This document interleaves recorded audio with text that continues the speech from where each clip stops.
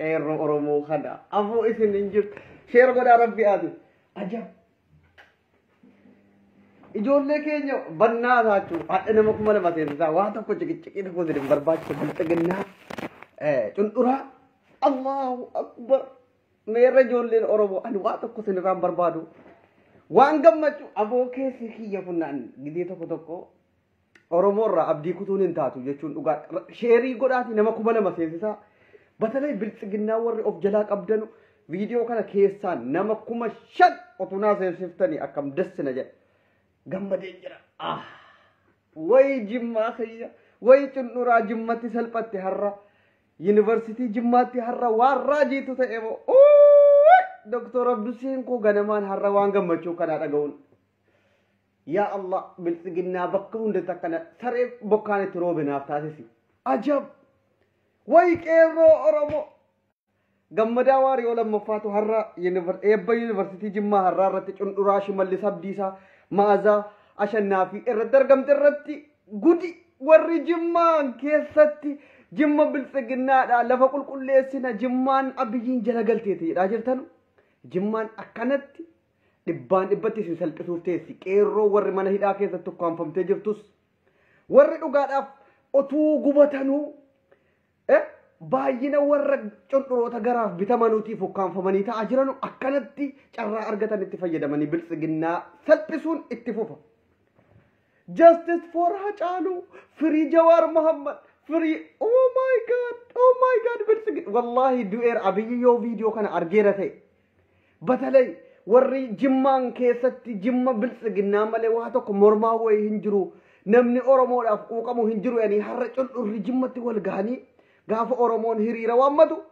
eddiin carraan argamte kanaatti eddee bilxiginnaan itti guurtee jirtu pirezidantiin Oromiyaa kan jedhan cundurri shimallis abdiisaa jirutti jimmatti raajii dhalate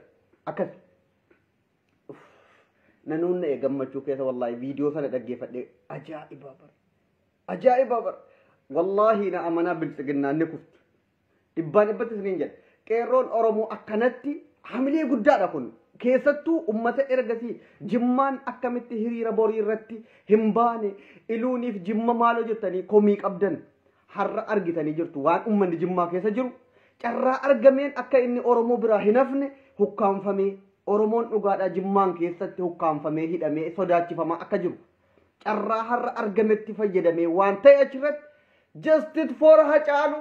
free Jawar Muhammad jet oh my god wayne isaayyuu qaxxisaa darbaa jirudha akka Hachalu hundeessaa gaafa galma barkumeetti 4 kiiloo situwaane jedhee akkasitti ummata intini iyyisiise san har'a gurbaan barsiisaan University Jimmaa carraa kanatti fayyadamee bilxiginnaa of keessatti fincaasisee jira jechuudha way akkas dhibbaan dhibbatti gammachuu qabna bilxiginnaa rabbi sheer godha sheer godhiitii garaanaaf gubi bakka qeerroon akkasitti jabaadhu warri garaa keetiif bitamaa jirtu jabaadhuutii yeroo dhiyootti gaafa bara 2016 wayyaanee irratti ummanni qabsaa'us warri achi keessa teessanii daasii dhaabbattanii wantiniidhaaf wayyaaneedhaaf guuza bahaa turtanii gaafa immoo ummanni bilisoomu gabbaatanii akka nama qabsoorra tureet ummataa wajjiniin qabsoofneerra bilisoomneerra jechuudhaaf qophooftanii jirtan of yaadadha isin beekna mataadhaan isin aabidal bu'uun bara oppiidiyoos harree taatanii oppiidiyoodhaaf ergamtu bara bilxiginnaaf harree taatanii ergamtu kunoo warri qabsoo Oromootiif dhugaadhaan of kennee saba isaatiif qabsaa'u akkanatti carraa fayyadamee saba isaatiif sagalee ta'a qeerroon jimmaa dhibbaan dhibbatti Oromoodhaaf qaalii garuu warri garaaf bitaman baay'atanus warra kaan ukkaamsanii mana hidhaatti guuranus Oromoon yoomuu dhiiga isaarraa hin callisu dhugaan isin hima salphinni bilxiginnaa har'a sitti fufa akkuma kanatti wanti kun waan guddaadha waan xiqqoo sinitti fakkaatin eebba University Jimmaa ummanni haddii kana guutee jiru irratti sagalee isa akkasitti fuulduree sodaa tokko malee akkasitti dhageessisuun ajaa'iba bar waan raajii dhalate warri jimmaan bilxiginnoomsineerraa goondaroomsineerraa harka keenya galfanneerra qeerroon hin jirtu jettanii ergasii ililchaa turtan har'oo jimmaa yoomuu harka hin kennattu dhugaan isin jedha jimmaan yoomuu biltsiginnaadhaaf hin bitamtu isin warri biltsiginnaadhaaf bitame warra garaaf bitamee damooza birrii 700 1,000 ji'atti nyaattanu mootummaa jala galtanii garaa keessan irraa hafuu hin dandeenye malee jimma oromoodhaaf jiraatti oromoof duuti qeerroon oromoo dhugaa isin himna warri amma gadi bahee hiriira kana mormu warra aabidal buxuunii fi saba abbaan jifaar fidanii nu keessatti qubachiisanii jennaan wal horeedha dhugaan isin jedha namni oromummaa ofii qabu dhibbaan dhibbatti seenaa ofii beeku hiriira oromoodhaaf bahamu irratti mormii wayii hin qabaatu warri gaafa qeerroon oromoo yuunivarsiitii jimmaa keessatti bara 2016 bara 2000 meeqa keessa oromoodhaaf gaafa jara sagalee ta'uudha jedhan akkamitti wayyaanee mormitaadhaaf jecha qeerroo keenya adamsee hiisisee qabsiisee wayyaaneedhaaf harkatumaa ture har'as deebi'anii biltsiginnaa jara galanii qeerroo kan keenya adamsanii hiisisuu itti fufanii jiru hayyoota arrabsuu itti fufanii jiru oromoon numa bilisooma dhugaan isin jedha oromoon bilisoomuun waajibu isin gaafas eddee lixxanu of qopheessaa warri har'a gabbaatanii akka waan oromoon hin bilisoomneet akka waan qeerroon oromoo lafaa dhumee jiruutti jimmaan fuutaniituma goondarii lammaffaa gochuudhaaf oromummaa irraa mulqisiisuudhaaf halkanii guyyaa gaafa oromoon kutaa biraa hiriira bahee oromoodhaaf sagalee ta'uu jedhu bor jimmaan keessatti lafa qulqulleessuu jira maal gochuu jira jimmaan biyya misoomaati malee jimma qobaatti wanti inni oromoo irraa adda ta'e hin jiru oromoodha gaafa oromoon hiriira nagaa waame oromoo wajjiniin hiriira nagaa bahee waan oromoon gaafatu gaafata qobaatti wanti jimma argatu hin jiru isin har'a jimmaan qobaatti goondariin gochuudhaaf gaafa oromoon kutaa biraa hayyoota isaa hidhamee jiruuf ummata oromootiif sagalee ta'uu jedhu isin jarraaraa qabattanii maxragaa qabattaniitu gabbaatanii oromoo kaan irraa faallaa taatan qobaatti wanti isinii dhufu hin jiru har'as maqaa jimmaa balleessuun hin jiru jimma jechuun maqaa lafaati aabidal buxoonni immoo achi keessatti warri garaaf jedhanu baay'atanus maqaa jimmaa balleessuu hin danda'anu gaafa oromoon bilisoome jimmas ni bilisooma gaafa oromoon gabroome oromoonis ni gabrooma waliif teenya warri har'a achi keessatti carraa argamtanii eegdonni isiniif godhamee birritti har'a nyaattanuuf maqaa oromoo balleessaa jirtan oromoon numa bilisooma akkuma bara 2016 gaafa qeerroon jimmaan keessaa warri oromoo falmatan isin mana indinii teessanii qeerrootti qoosaa turtanii gaafa immoo qeerroon falmatee bilisoomu akka nama qabsoo keessa tureetti gabbaatanii harka reebaa turtan ofii boriif of qopheessaa amma immoo wal hubannee jirra warri qabsaa jiruuf warri har'a gaafa oromoon qabsaa'u oromoo irratti afaan badu bor gaafa oromoon bilisoome eddee isin dhayxan waliin laalla kana qabadhaa dhugaan isiniin jedha qabadhaa isin yoomuu taanaan bara baraan otuu amma mootummaan kun aangoorraa bu'ee mootummaan har'a kan biraa qabate isin harreedhuma mootummaatti warri bara 2016 bara 2017 gabbahaati mootummaa kana irratti sagalee keessan dhageessifadhaa jennaan lakkii nuti bara baraan harree wayyaaneeti harree mootummaati bara baraan waama nutti fe'ame baanna jettanii ummata jimmaa maqaa balleessuudhaaf ofii damooza keessaniif ofii garaa keessaniif ummata jimmaa maqaa xureessaa baatan har'as ittuma jirtu yoomuu taanaan immoo jimmaan harka goondariin taasisuu hin dandeessan dhugaa isinitti himna jimmaan lafa oromooti qeerroon achi keessaa ni falmata oromoo wajjin bilisoomna oromoo wajjin hin gabroomna qeerroon silaa falmachuu dandeessu baay'een har'a mana hidhaa keessatti dararamaa jirti jimmaan keessatti kumaatamaan mana hidhaa keessatti guuramtee jirti warri har'a gabbahee gaafa oromoon kutaa biraa hayyoota isaatiif sagalee dhageessifatu yoo bor hiriirri jiraate arraba koorraa rifeensa buqqisa jedhee jarraaraa qabatee ganda keessa deemu jimmaan maqaa balleessuuf malee gaafa oromoon bilisoomee jedhe kan awwala nutu qabsoo keessa ture bilisoome jedhu warra har'a arraba koorraa rifeensa buqqisaa dhugaan isin jedha warri har'a yoo bor hiriirri jiraate yoo oromoon akkana ta'e arraba koorraa rifeensa buqqisa jedhu warra damoottenyaa kaadiroota warra garaadhaaf bitame malee ummanni jimmaa gabrummaa isa tokkoffaa jala jira dhugaan isinitti hima kan akka ummata jimmaatti gabroome hin jiru ummanni jimmaa yoo inni waa dubbachuu jedhe akkamitti jimmaan taatee nama jimmaa mormita nama kan keeti kanaan gorra jiru jedhamee otuu miidhamu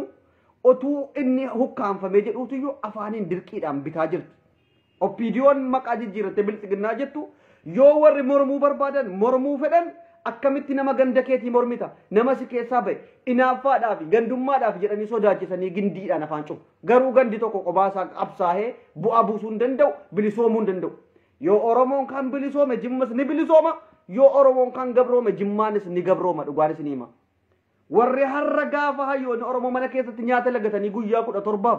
beelaan dhumanu achi keessatti jara taayee danda'atii wajjin jara aangawoota mootummaa warra garaadhaaf jecha Oromoo fixaaru wajjiniin maqaa jimmaa qabatanii taayee dandaatii wajjin hayyoota keenya warra nyaata lagatanii dhugaadhaaf mana hidhaa keessatti dhumaara irratti qoostan qeerroon jimmaa gaafa Oromoon bilisoome sirraa kaffaluudhaaf ta'a dhugaa siima taa'ii qabadhu dubbii kan akkuma barri hin darbin hin jiru barri 2016 hin darbe barri 2017 hin darbe wayyaaneen akkas taankiidhaan madfiidhaan ati minxaafii qabattee yeroo sanallee damooza kee 700 wayyaanee ililchaa turte hin darbe bilxiginnaanis hin darba ummatan doorsisin gadi bahee akkuma dheengadda deeggarsaaf abiyyiin deeggare warri mormus carraa isaatti fayyadamee ha mormu hiriira mormii sababu gadi baanaan hin hidhin akkuma deeggaraan jiru mormaanis jira Oromoon qulqulluun miidhamaa callisee ta'aru jira sodaadhaaf jecha qeerroo meeqatu sababa abiyyiin mormu qofittiidhaaf jimmaan keessa jiraachuu dadhabee finfinneetti baqatee finfinneerraa barbaaddanii adamsitanii qabdanii sababanni mootummaa mormee fi badii tokko hin qabu har'a inni kaan baqatee as masriinu bira jira akkanatti nafamu dhugaan isin jira qobaatti isin wanti isin gootan hin jiru yaa kaadiroota walitti gurmooftanii birrii 700 800 damoozatti har'a fudhattanii garaa keessaniif jecha ganda tokko qobaatti goondariin gochuudhaaf maraataa jirtanu dhugaa isinii himna Oromoon har'a akkanatti fuundura addunyaatti isin salphifte boris akkuma kana salphattanii waan dubbattanu afaan dhabuufteeru hin darbaa dhiisa warri deeggartanuuf deeggaraa gabbaatanii hayyoota Oromoon arrabsinaa dhugaan siin jedha gadi baatee kutaa biraarraa adda taatee hayyootan arrabsin hin arrabsin aangoon ni darbiti hiriira abbaan barbaade habau warra hiitan gadhiisaa sababa du'a hacaaluu irratti qeerroo kuma meeqa hiitanii jirtan warri amma jimmaan bulchina jettanii xulxul jedhaa jirtan dhugumaan demokraasiitti amantu dhugumaan jijjiiramni dhufeera jimmaan keessatti uummanni bilisoomeera yoo jettan warra isin deeggaruufis carraa kennaa warra isin mormuufis carraa kennaa warra hiitanii mana hidhaatti dararaa jirtan gadi dhiisa maaliif warra isin deeggaru qofitti gadi baaftanii namarratti jarraaraatti kennitaniifis ture warri isin mormuo mana hidhaa keessatti dararamaa jira qeerroo kumaatama mana hidhaa keessatti dararaa jiru jaallataa lammii abdii geetaachootii kaase qeerroo kumaatama dararaa jiru isa kamiree inni uummanni keenya bilisoome warri isin mormu hidhamaa warri garaaf isin jala gale bilisoomeera dhugaadha warri garaadhaaf damooza nyaatu jimmaan keessatti amma warri garaadhaaf bitamee warri damoozaan mootummaa jala qacaramee hojjetu warri damooza jaraa kaadiroonni adda addaa bilisooman garuu warri saba isaaniitiif Oromoo kaanii wajjin qabsoofna hayyoonni keenya mana hidhaatti nuuf ba'u jedhanii gaafii mirgaa gaafatan biyyarraa baqachiifamaa jiru jimmaan keessa jiraachuu dadhabanii finfinnee jiraataa jiru kan finfinneerraa barbaadamee qabamee hidhamaaru baay'ee jira kan finfinnee keessaa adamsitanii ajjeesisiisuudha jennaan baqatee as lubbuu isaa baafatee nu bira jiru jira dhugaa isinitti himna yaa warra kaadiroota har'a Oromoon gaafa inni hiriira guddaa akka Oromiyaa guututti waamu keessaaftanii yoo hiriirri wahii jiraate arraba koorraa rifeensa buqqisa jedhaa jirtan ta'aatii nu laala ila Abduseen maal jedha jedhi Oromoon hin bilisooma ati har'a gabbaate qoostee dhiiftee boru awaarsaa ati guddaa si kaffalchiisa warri har'aa kun dhugaan siin jedha kaadiroo an kan garaana gubu warri kaadiroota damooza mootummaarraa birrii jaraatiif iyyuu warri immoo calliseetuma waa tokko biyya alaa kanarra taa'ee diyaasporaa waa tokko hin beekne waa ittiin arganne maatiin isaa dararaa keessa jiru maaltu jara kaadiroota damooza mootummaarraa nyaataa birriidhaaf jecha hayyoota Oromoo mana hidhaatti arrabsu wajjin isin maraachaadhaan saba Oromoo warri kadhamma kan na dhibu warra as feesbuukii kanarra taa'ee afaanuma duwwaa nuti akkana maaloodha jettan wanti isin buuftan hin jiru bar warri kaan wanti jarri otuu dhugaa beekan mormaniif birritti har'a nyaatanii jiraatanuuf dhuguman isin jedha bilisoomnee jirraa us warri jedhaa jirtan waggaa tokko bilisoomtu qobaa keessan yoo danatti gaafa Oromoon dhugaan bilisoome garuu warri har'a bilisoomtanii qobaa keessanitti bilisoomne jettan qopheeffadhaa eddeetti bilisoomtanii jiraatan Oromoon qobaa bilisoomu hin jiru otuu Oromoon kutaa biraa du'u otuu Oromoon ajjeefamu otuu hayyoonni Oromoo mana hidhaa keessatti dararamu isin bilisoomuun qobaatti hin jiru dhugaan isin jira qobaatti bilisoomtanii eessaayyuu hin geessanu dhugaan isin jenna bara 2016 ummanni Oromoo jimmaadhaa hiriira bahuu jibbee miti warruma akkana garaaf bitamutu gaafa ummanni gabbahee wayyaanee mormuu jedhu akkamitti mootummaa biyya bulchaaru oppiidiyoonu jalaa mormita jedhee hiisisaa ture ummanni keenya gaafa bara 2016 bara ummanni hiriira bahus bahuudhaaf hawwii qaba garuu bahuu kan dhowwaa ture warruma har'a abbaa irree ta'ee damoozaan birriidhaan mootummaa jala galee harree mootummaa ta'etu jararratti gaafasis dhiibbaa uume akka ummanni gabbahee sagalee isaan dhaggeeffatan oppiidiyoodhaaf jecha xabaqaa ta'ee ummata keenya kan dararaa ture warruma har'a aangoorra jiru dhugaa isin hima warri gaafas ummanni gabbahee maaster pilaanii irratti gaafa qeerroon kumaatamaan dhumu gaafa jarri sagalee dhageessifachuu jedhu gadin baatu akkamitti nu jalaa mormita ipp nu jalaa mormita jedhu dhugaan isin jedha gaafa sanas jaruma kanatu aangoorra ture jara kanatu wayyaaneef ergamaa ture har'a deebisanii ergamtoota juuntaa jedhanii ummata saba isaatiif qabsaa'u arrabsu dhugaan isin jedha akkanatti yoo muuyyu salphinni keessanitti fufa har'a jimmatti waan ta'e yoo argitaniitu ta'e aannantu lapheen aannan sin dhuga hin salphate cundurri waan jedhu dhabe gororra faanii bade gaafanni akkanatti madrakii irratti itti dhoosu firii Jawaar Mohammad justice for Hacaalu oh my god waan hin eegamneedhaan siin jedhe bar hin kufe Shimallis Abdiisaa madrakii irratti afaan gororra faanii bade waan dubbatu dhabe ija addunyaa irratti liivii darbaa jira wantichi dhugaan isin jira yaa rabbi akkuma kana naa salphisi biltsiginnaa afaan banaa ooltu salphinni keessan akkuma kanatti fufu inuma salphattu nu boonsite akkana jabaa nama oromoof of kennanii akkanatti aarsaa guddaa kaffaluun oromoodhaaf kana sodaa tokko hin barbaachisu akkuma warri deeggaruu jiru kan mormus jira wanti itti sodaattu hin jiru mootummaa mormuun naman ajjeesisiisu akkuma kan deeggaruu jiru atis hin mormita wanti biraan jiru dhugaa walitti himna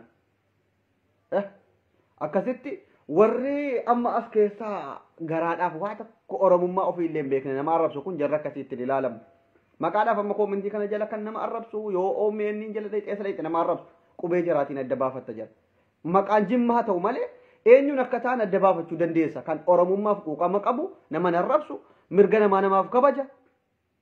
kan afaan baneetuma bakka halkanii guyyaa si arrabsu maaliif mootummaadhaaf intin jedhe kan harree ta'e bareetu bara bara maaliif akka kootii harree taate mootummaadhaaf hin bitamtuu jedhee nama arrabsa malee namni oromummaadhaaf dimokiraasii beeku mirga namaa beeku mootummaa mormite jedhee nama arrabsu mee hooleeyyii koomintii kana jalatti afaan bantu laalaa mee hooleeyyii koomintii kana jalatti afaan bantu laalaa maqaa jimmaa baadhatullee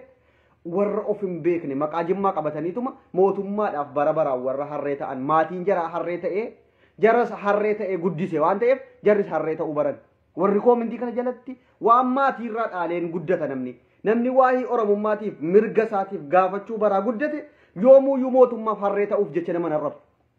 warri amma koomintii jalatti mootummaa keenya nu jalaa qooqxee jedhee afaan banu kun warruma maatiin harree ta'ee ilmaan isaas akka harreetti mootummaa bitamuu gaafa mallas du'u si jaallanna mallas jedhee daasii dhaabee fuuldura manaarra gangalataa ture abbaan isaa dhugaan isiniin jira jaratu arra biyyaa bahee maatiirraa dhaalee bara baraan mootummaadhaaf harree ta'anii bitamuu baran ittiin faradamu yoo ati mootummaa isaa akka harreetti jarri ta'anii fi jiraatan sana qeeqte si arrabsu maaliif oromoon silaa gabbaramee mootummaa jechuun bar mootummaa biyya bulchu jechuun tokko ergamaa ummataati waan ummanni itti kennate galmaan ga'uu malee namni mootummaaf bitamee mootummaadhaan harree ta'uu qabu mootummaan biyya bulchu sun ummata tajaajila waan ta'eef ergamaa ummataati mootummaan biyya bulchu tokko warri abbaan keessan maatiin keessan harree ta'e bara baraan yoo ummanni falmatu lakkii nuti mootummaadhuma jala gallee akkuma antinii keenyaatti jiraachuu barbaanna bakka maaltu kan garaa malee kan maalii maaltu nu dhibe jettee ani harreen warra garaa ofii malee hadha nyaadhee bulinnaa lubbuu koo baafannaa maaltu na dhibe oromoo waan jedhamu maaltu na galte har'a lubbuu kan koo baafachuudha jiraachuudha maaloodha jedhee xulxul jedhaa abbaarraa dhagahaa guddatatu waa'ee oromummaa ofii jaran galchu yooti mootummaa jarri deeggara nu qeeqte arrabaan gadi sitti ta'a waan beekanu dayyuus jedhama namni gaafii mirga ofii gaafachuun oromummaa ofiitiin boonuu si gammachiisuu qaba otuu akka hamma mootummaa deeggarte mootummaa kona jalaa qeeqxeetteeti mootummaa qofaatti siif dhaabbate miti mootummaa abbaa irreessa ta'u mootummaa biyya guutuu bulchaaru tokko namni barbaade qeequuf deeggaruu mirga qaba kanallee hin beektu ati mirgaaf dirqama kee waan hin beekneef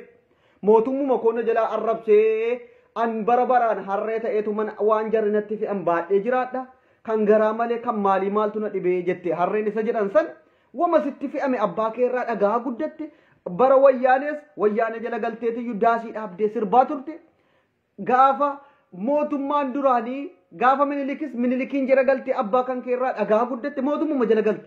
du'a sodaata sababa kanaaf har'a yoo namni mootummaa deeggaruu dhiisee morme lakkii atakkana maaloo jette nama arrabsu mirgaaf dirqama kee bari yoo hamma mootummaadhaaf harree taatellee warra mootummaan kun namiidhaara jedhu maaliif morma mootummaa jedhiiti xiinxali malee mootummaa keenya nu jala arrabse jetti afaan hin banin dhugaan siimaa sin gorsaan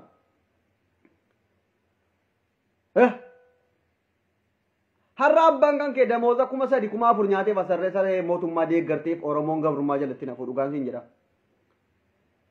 obboleessi kan kee har'a hojjetaa mootummaa yookiin barsiisaa ta'ee damooza birrii 4,000 wayii nyaate kiraay manaattiin kaffalatee jiraataa jira yennaan atasirra teesse isa deeggarteef aangoo irratti nafu mootummaan kun oromoon kutaa 11 qabsaa jira qeerroon kutaa 11 keessa jirti ati har'a abbaa keetii wajjiniin mootummaa kanaafan harree ta'e akkuma bara opiidiyoo si nagaan booqadhu mallas si jaallannaa jedhee warri sirbaa ture warruma abbaarraa dhaalaa guddate dhugaan isiniin jedha kuno dhugaan isinima mee koominti jara dubbisaa warra qubeen jaraallee akkuma jara akkuma harreetti itti fe'ama qubeellee barreessuu hin dandeenye si arrabsa ijoolleen oromoo qulqulluun of beektu warri of beektu warri oromummaa ofiitiin boontu maaliifan bara baraan mootummaa harree ta'a mootummaan bar nama ergamuu dhufe malee nama ergachuun dhufne an mootummaa harree ta'uun qabu qabsaa'etan hin fidadhe namiidhuun qabotte gaafii abbaa biyyummaa gaafii ofii gaafachuu qabdi malee abbaan kan koo duraan mootummaa intiniidhaaf ergamaa ture anis isa kana jala galeetaniin lubbuudhuma kootiin jiraachuudha gabroomee jiraadha jettee of hin amansiisin dhugaa siima gabroomtee jiraachuudha of hin amansiisin qabsaa'ii du'i gabroomanii jiraachuurra qanii tokkotti bilisummaa saba ofiitiif falmatanii du'uutu irra wayyaadha dhugaan siima dhugaan siima ati bara baraan harree taatee waama mootummaan sitti fe'e alaabaa lummuutti sitti kennan baadhattee sirbaa mootummaa kanaaf sirbi jennaan dhaqiti lafa xaraguudha tiriidhee mokshaashaa sitti kennan bara baraan mokshaashaa baatteen dhaabbatiin dhugaan siima namni maaliifanin dhaladhe mootummaan kun maal naaf godhaa jira gaafiin ummanni oromoo kun gaafataa jiru maali jedhiiti of xiinxali malee jarraaraa sitti kennanii damooza birrii 700 bor fudhattuuf jecha lafa xaraguudha jennaan gaafa ummanni gabbayee falmatu lafa xaragaan waliin bara baraan lafa xaragaan jiraattu hin darba mootummaan gaafa mootummaa inni kun kufeeoo eenyuun jalatti harree taatanii jiraattuudha warri har'a bara baraan mootummaadhumaaf harree taatan kun hin kufaan bilxiginnaan akkuma wayyaaneen mootummaan maangoo miti kan dhagaadhaan buufamu jedhamee akkuma itti qoofamaa ture yoo amma akkuma bilxiginnaan akkana ta'eera lafa qabatee jira jirtuu angaasaa fa'iif eegdonni qacaramee ganda keessa deemee maraatu kan hinuma bu'a bar har'a qeerroodhaan ashabbaariidha jettanii maqaatti moggaaftanii maal jettan likkinnaas gabbaalleen jedhe akkuma abbaa caayyee ofii isaatii kute dhugaa isiniin jedhaaf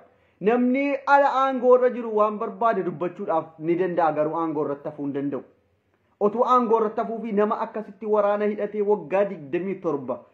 waa hundaan of ijaaree jirutu aangoo irratti hafa wayyaaneen hin hafne inninu bilxiginnaadhaan gadda ummanni supheetuma opiidiyoo dullatti ergasii suphee akkana kara baataatti qaqayyaree fuulatti lippistiikii dibee achirra baase sana namuma jabaa wahii gootanii qeerrootti maqaa girrisaa moggaastanii waan adda addaatiin hayyoota manidhaa keessatti ajjeesisiisuun hin danda'amu isiniin jedhe akkuma har'a salphattan salphachuuf teessu qeerroon bakka hundatti isin argetti isinitti mudda qeerroon galee rafaaru hin jiru akkasi warri dhaggeeffataa jirtan waliif sheer godhaa waliif faffacaasaa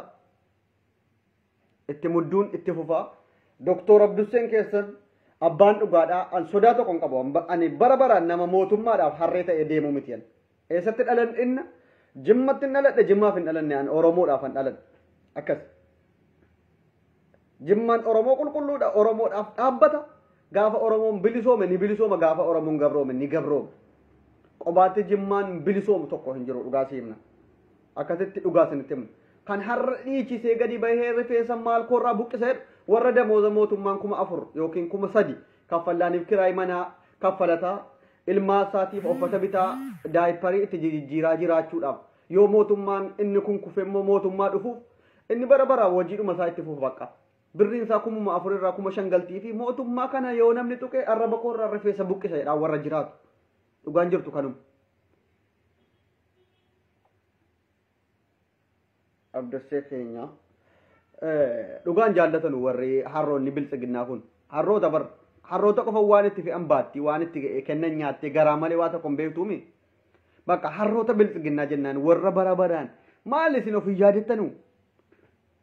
yaadattanu waan bara wayyaanee ummataan jedhaa turtan hin yaadattanu gaafa ummanni gabbaa'ee falmatu indawwaliin gaabo atdawwil bazii saat olomoon bilisoomee jira bilisoomeera warra garaa warri damooza mootummaatiin jiraatu bilisoome garuu oromoon qeerroon dhiiga isaa itti cabsee obboloota isaa obbiraa dhabee gaafii waggaa meeqaaf gaafataa tureef har'a deebiin isaa hidhaa ta'e hayyoonni isaa akka oromoon haga kana ifa arguuf of kennanii halkanii guyyaa sagalee ta'anii hidhamaa Baqqalee Garbaa Jawaar Mahammad Abdii Raggaasaa nama meeqatu mana hidhaa keessatti darar Hamzaa Booranaa warra akka jijjiiramne kun dhufuuf akkanatti harkatti baatee geessee kursii 4 kiiloo irra kaa'etu har'a mana hidhaa keessatti nyaata lagatanii of ajjeesisaa jiru jechuudha. Mee kun hidhamuu qabu jettanii yaaddu? Hayyoonni kun silaa badhaasatu malaaf Jawaar har'a Qaallittii keessatti akkasitti mana hidhaa keessatti beelaan du'aa jiru kun Abiyyi Ahmad Noobeelii fudhate sun Abiyyiif hin malu ture. Abbaa nageenyaa karaa nagaatiin qabsaa'ee jijjiirama kana fidee Jawaartu fudhachuu qaba ture dhugaan isin hima. Kana hundee dagatee har'a galanni Jawaar kana ta'e galanni qeerroo maqaa girrisaatti moggaasisuu ta'e mangaa jedhanii 4 kiiloo keessatti arrabsiisuu ta'e minilikiin lafaa kaasanii ijaaruu ta'e yoo mootummaa deeggarte malee yoo mootummaa gadi baatee mormiti ajjeefamuu ta'e kana amma jijjiiramni isin bara baraan mootummaa bilisoomnee jirra maaloodha jettanii afaan keessan badda kun bilisoomuu yoo gabbaate gaafii mirgaa gaafatti ajjeefamuu hidhamuudha uffata keelloo uffatte jedhamte ajjeefamuudha bilisoomuun bilisummaan isin albaatanu kun isa kana afaan oromoo afaan amaariffaa oromiyaa keessatti kutaa tokko irraa jalqabee habaratamu jedhamee bara bilxiginnaa kana keessa murtaa'uudha bilisoomuun finfinnee keessatti eneeyye minilik lijinin jedhanii uffata minilikiin akkanatti sirratti bookkisuudha bilisoomuun siidaan minilik warqiidhaan hojjechiifamee kostor jedhee 4 kiiloo keessa taa'uudha bilisoomuun qeerroon gaafii ofii gaafate mana hidhaa keessaa baafamee ajjeefamee bineensi nyaachifamuudha bilisoomuun bara bilxiginnaa keessaa caaluun du'uudha bilisoomuun eeboo bara bilxiginnaan biyya bulchitu keessa hayyoonni oromoo mana hidhaa keessatti beelaan dhumuudha bilisoomuun eeboo kami bilisummaan isin jettan hun jedheman bilisoomeera oromoo warri jettan isa kam koominti jala deemtanii mootummaa farree taatanii diqaalaa kulloo jettanii waan hin jirre nama arrabsuudha bilisoomuun warra amma garaaf bitamtan kun nuti garaaf hin bitamnuuf nu amanaa numa bilisoomna akkuma kana otuu oromoo tarsiimuudhaan masakne halkanii guyyaa tokkummaadhaan qabsoof nu bilisoomne bara wayyaanee sin bilisoomtanu abdii kutadhaa jettanii nutti duulaa turtan numa bilisoome oromoon gaafa oromoo irratti gaafa wayyaanee irratti oromoon akkanatti tokkummaadhaan ka'e qabsaa'us lekkisaa boo hin dandeessanu harka duwwaa wayyaanee aangoo irraa buusuu fi maaluu jettanii nutti muudii qabaa turtan barandaa teessanii caatii qaamaa warri ammaa afaan bantanus warri feesbuukii kanarraa bara sana immoo bara ummanni qabsaa'u sirba lum'antini alaabaa lummuutti mormatti marattanii haagaree jedhee teedii afuroo wajjiniin lafarra gangalatee boohaa turetu har'a qabsaa ajaa'ibaa ta'e oromoon bilisoomee waa'ee bilisummaa oromoon itti mudhuuf warra akkasiitu waa'ee bilisummaa oromoon itti ma warra bara 2018 19 feesbuukii banatee waa'ee dhuma oromummaa ofii oromoon maal akka ta'e gaafuma oromoon gadi baheetuma bakka oromoodha jedhee intini jedhu waan oromoon bilisoometti fakkaate hin beekanu amma otu oromoon kun qabsaahee mootummaa kana jijjiirees warri har'a nu arrabsaa jiran hundi jira mootummaa isa amma ittaanee dhufu malee mootummaan biraa hin jiru jedhanii usxilibsii jira gaabii jara urgufanii kan nu jala gangalatanu jaruma ammaa kan ta'atii nu taajjabaa waan jarri har'a jedhaaran hunda qabadhaame yeroo xiqqoodha yoo danati hammi jarri bookkisanii bilisoomne irra isin yoom akkana girrisaa yoomuu kana taate innu arrabsu garuu immoo gaafa mootummaan jijjiirame kan awwala dhufee kurrifatee ma akkana wayyoo jedhee gaabii isaa ha'ee maraatu warruma har'a afaan banee nu arrabsu kan warruma har'a nu arrabsu kanatti maaliif jarri amalli nama bare nama dhiisu dhugaan siin jira harki hatee bare dumujuu socho'u akkuma jedhamu namni mootummaadhaaf bara baraan harree ta'ee bare yoo mootummaan kun jijjiirames harree mootummaa isa dhufuuti dhugaan jirtu kanuma isa dhufuusis jarri harree mootummaati ammas harreedhuma ta'anii mootummaa jala jiru mootummaadhaaf xabaqaadha yooti mootummaa qeeqxe mootummaa irratti si arrabsu otuu si argatanii si ajjeesuu barbaadu hin danda'amuuf garuu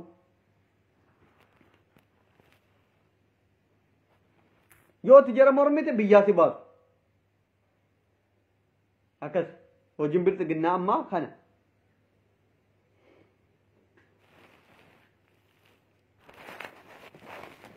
akkasi doktor Abdusir keessan abbaan dhugaa itti muddaa qabsoo keessan finiinsaa sodaa tokko malee itti mudduun itti fufasiniin jennaa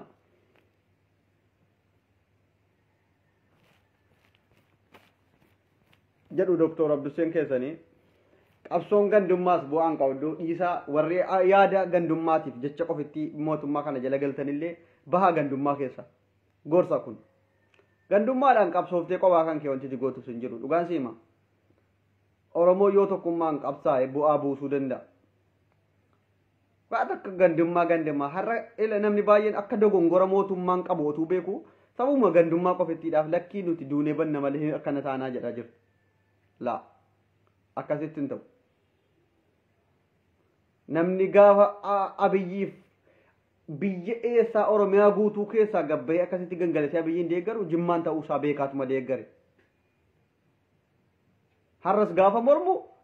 abiyyiin morme malee ganda isaa yookiin bakka inni itti dhalate namni mormaaru hin jiru gaafa deeggarus biyya isaan deeggarre abiyyiin deeggare malee ummanni gaafas akkasitti abiyyii keenya nabiyyii keenya jedhee abiyyiin halkanii guyyaa faarsaa ture sun jimmaan ta'u akka inni jimmaan ta'e numa beeka harroo abiyyiin mormaara malee ganda isaa mormaan jiru warri otuu dhugaa akka mootummaan kun sirriirra hin jirre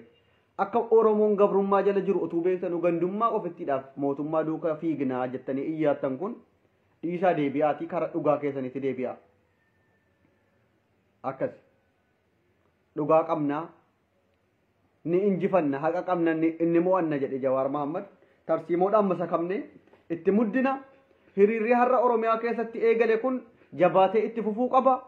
cunduroota akkuma kana bakka hundatti salphisuun itti fufa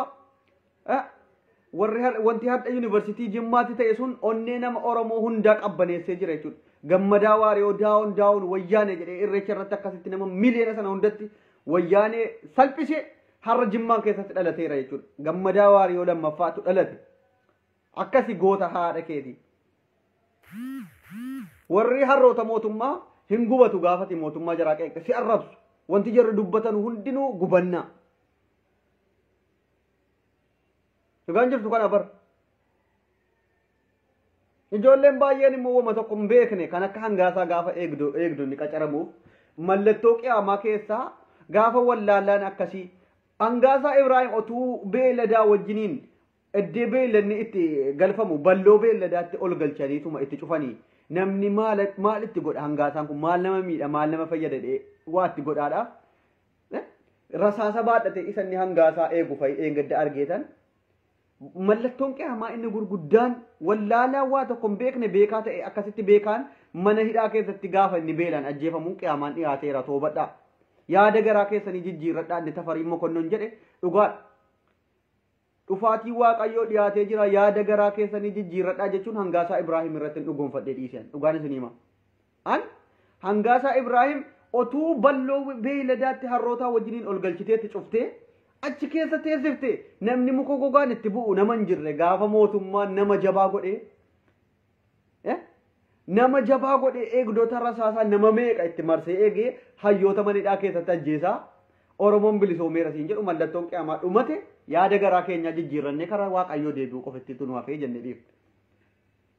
maal irraa baratta gaafa hangaasaan eegdonni qacaramee fi Jawaar Qaalittii keessatti beelaan ajjeefamu kana bilisummaan ati beektu kana bilisummaan oromoon bilisoomeera siin jedhamu kun bilisummaa taanaan mallattoo qiyaamaati toobadhu jabaadhu waan balleessite namatti balleessite dhiifama gaafadhootu aduun achiin as deebitee as hin bahin wanti biraan jiru bara mallattoo qiyaamaa keessaa naa himaa jedhamanii gaafatamanii bara wallaalaan beekaa ta'u abbaan ilmoo tuffatu bara kan har'a bilisoomanii gaafa warri qabsaa ture immoo deebi'ee gabra ta'e ittiin arrafame warri immoo wayyaanee waggaa 27 ergaman deebi'anii warra wayyaanee aangoorraa buuseen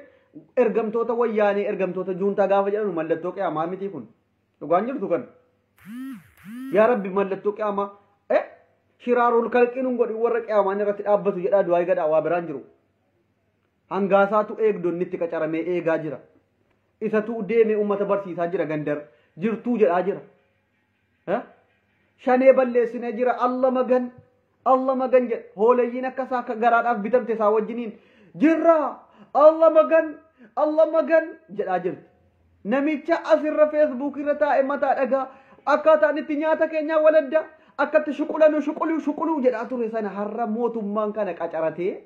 ittiin ummata arrabsiisuu qofittiidhaan eegdonni namaa qacara mataanaa ajaa'iba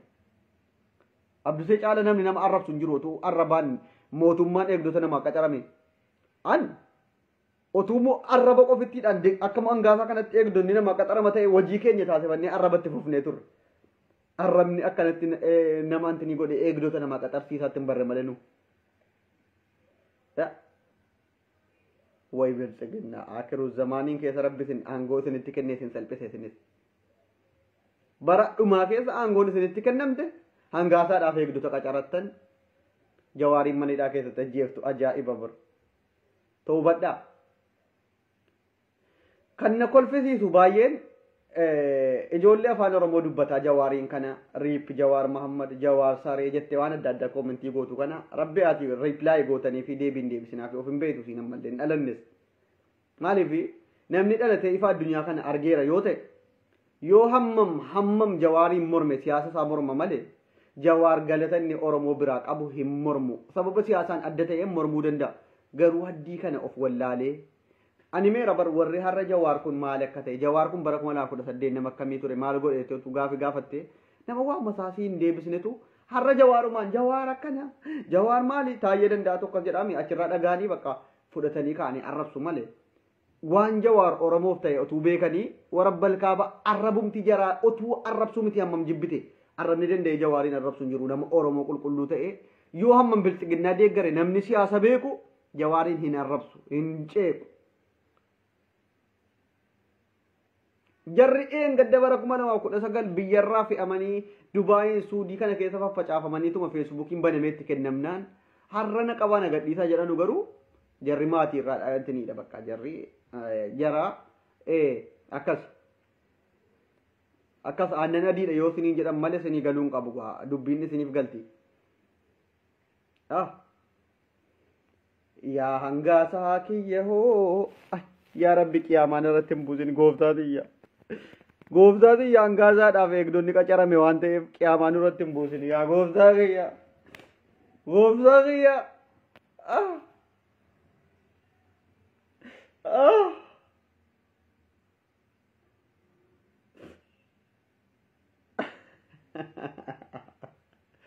ummata jawaariin arrabsu jawaar riippi jedhee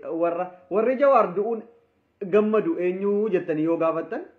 jawaari saqalillin jawaari gadallillin jedhanii Ameerikaatti eessatti hiriira ba'aa turanii warra sana warra soddaama yoo maqaa jaraa asirratti dhoofte feesbuukii si adabsiisa nafxiginnaa yoo jenneen warri amma koomentii jalatti afaan oromootiin arrabsan kun oromoo nafxiginnoome yoo jenneen amma fakkeenyaaf oromoo ormoomee fi oromoo oromoome jira warra akkasii oromoo ormoomeedha deebi'uu hin danda'u nama beekaa rafi nama akkasiiti kanaafuu ulfaadhaa galatoomaa doktorri keessan isin jaallatu namni viidiyoo kana sheerin godhin sheer godhaa gama yuutuubiitiinis nu hordofaa abdusee jedhaatii sarchi godhaa yuutuubii keenya irrattis waan haaraa odeeffannoo haaraa biyyarraa nu qaqqabanu achiinis isiniin geenya asiinis itti muddina laayivii adabamnee turre sa'aatii 24f kanaafuu doktor abdusee keessan sheer gochuudhaan bilxiginnoota warra garaadhaaf jiraatan garaa gubuudhaan akkasitti nu jajjabeessaa isiniin jenna bilxiginnaa warra dheengaddaa harma hodhaa guddattee wayyaaneen harma hoosisee guddisee jennaan har'a Facebook irratti na qabaa nagadhiisaa itti muddina isiniin jenna dhugaa isiniin jenna ulfaadhaa salaamaachuu bizitti balilleen imma chaachuu